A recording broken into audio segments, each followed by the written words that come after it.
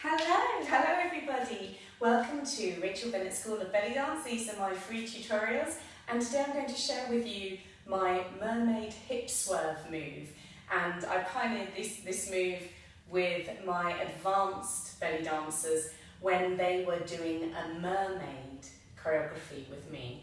So when you're being a mermaid, the classic pose for a hip drop or a hip swerve is very conducive. It's very evocative of the mermaid fishy tail look.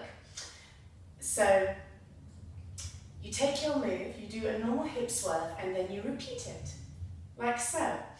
But the second time you do it, you add a plie through the back leg. Now it's very important to be warmed up before you attempt this, and if you have any knee problems or any issues at all with your quadricep, then please just watch and learn. Please don't join in until you're completely healthy and happy to do so. So, let me present a little bit more sideways on for you.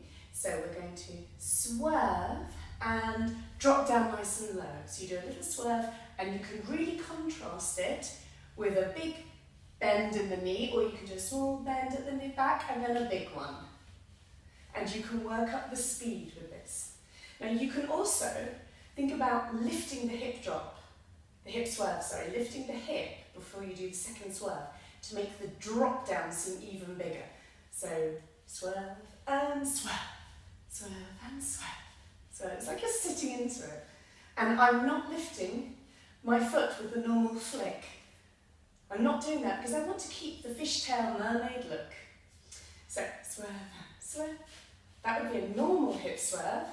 But if we're taking that swerve and flick away, we're just going to do two swerves. We're going to do a small one and a big one.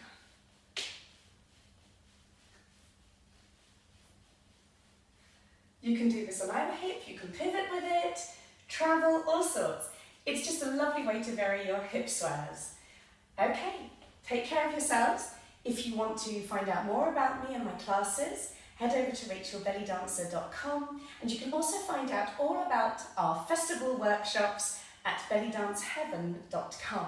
Very much look forward to seeing you there. Take care now. Bye bye.